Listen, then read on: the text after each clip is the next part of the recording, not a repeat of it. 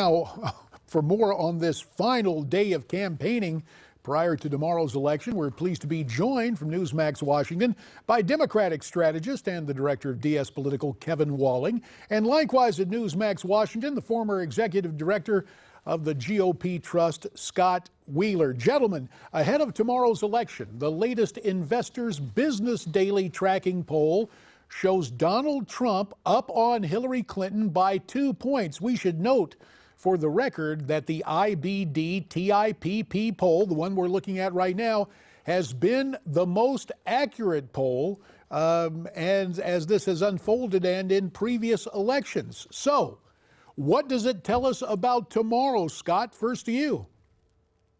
Well, for one thing, JD, we're going to have a poll reckoning, I think, after tomorrow. We're either going to see that the pollsters knew what they were doing in predicting a Clinton win, or we're going to find that their methodology is completely flawed, and I lean towards it being flawed. For example, the extra weighting that they're giving Democrat respondents, I think about 8 points now. I think that's about 5 points off because it's generally set based on the strength of a Democrat candidate drawing independents over to identify as Democrats. I think we're having probably the opposite effect, where Hillary Clinton is pushing away people who don't want to really be identified as a Democrat. And so I think maybe an 8-point weight is about 5 points too strong. Kevin Walling, let me turn to you. We've got polls out there, and Scott alluded to them, with Hillary ahead. Then we've got two noteworthy tracking polls, especially this Investors Business Daily poll, with Trump ahead. Are you expecting a long night tomorrow night, Kevin? Absolutely not, JD. I think this is going to be decided early. I think you see the vast majority of national tracking polls showing that Secretary Clinton has a 4-point lead. She's at 268 Electoral College votes, just 2 away from 270. But now, in the final 2 days of this campaign, it's all about the ground game. And Secretary Clinton has made a priority of building out a comprehensive field program across the country, and we're going to see that overperform tomorrow evening.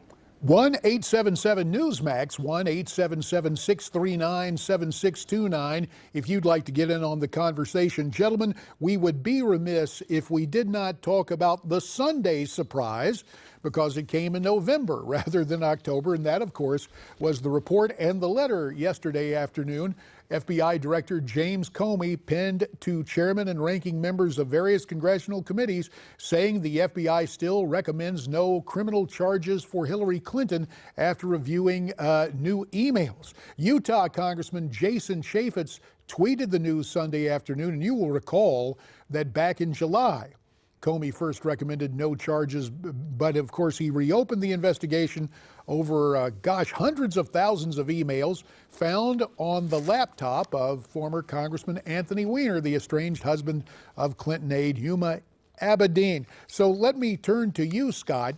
I think the question we've been hearing is, wow, there were 400,000, 600,000 emails? How could you get through them so quickly and decide there was no there? Yeah, and as Dick Morris pointed out, the State Department said they couldn't get through 30,000 in 6 months in terms of releasing them for FOIA requests.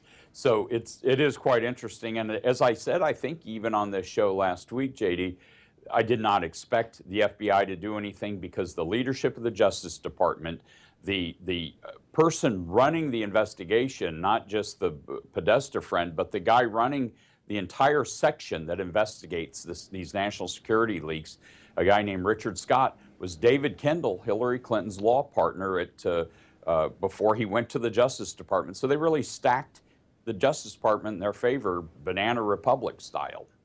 You mentioned, Scott, the name of Dick Morris. Kevin, I want you to listen to what Dick Morris has to say about this, what he has said about this announcement and the whole credibility. Here's Dick Morris from his website yesterday, and then Kevin will get your reaction.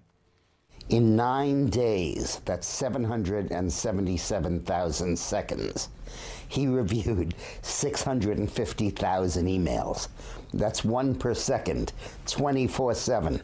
He not only reviewed them, he studied them, and if there was anything about government activity, he had to check with the relevant agency to see if at the time it was classified or not, or if it subsequently has been classified, and magically he completed this entire review in 9 days.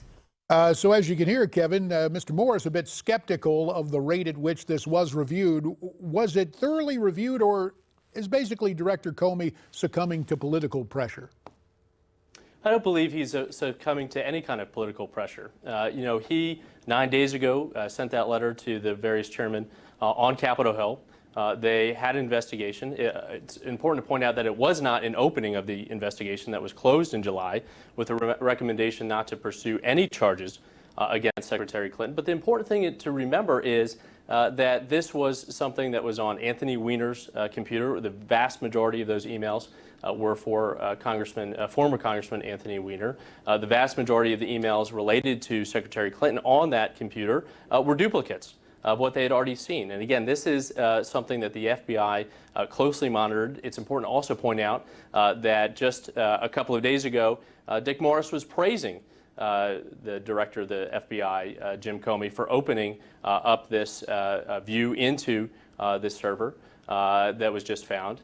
So again, this is something where you flip-flop when you want to. Let's be fair about it, Kevin. In terms of that flip-floppery is not just for Dick Morris. We had many Democrats who were lauding Jim Comey as the guardian of democracy in July, who in the past 2 weeks had less than complimentary things to say. Look, here's what we can agree on. Quite often in politics, it depends on whose ox is being gored, or dare I say, whose owl is being gored for the scorn. So that's an equal opportunity thing on both sides of the aisle. Absolutely, and let's add the Republican nominee, Donald Trump, to that list.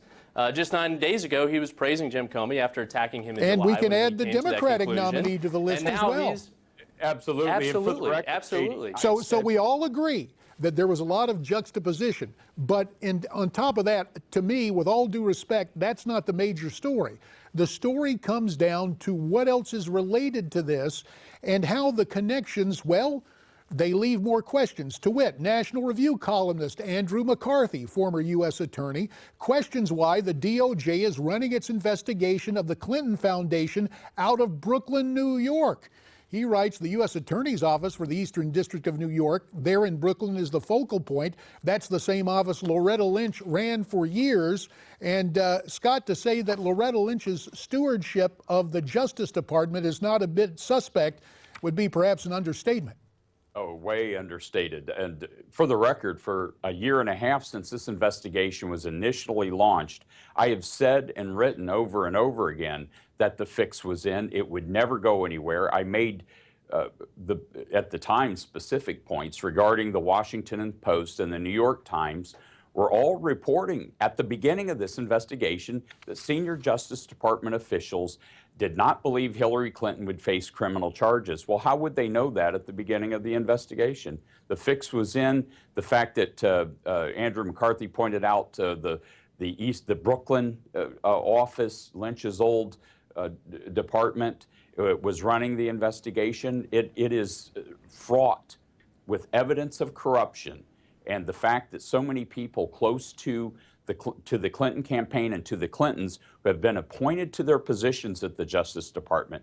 Now, keep in mind, you remember in 1990. And I appreciate that, Scott, but let's be fair. Let's give Kevin a word on this. Kevin, you had that yesterday, and despite the letter from Comey, the New York Post yesterday says that Hillary had her maid printing out classified information. Aren't you concerned about that? Seriously, away from politics, but in terms of the stewardship of our national security secrets, don't you have questions yourself about this situation?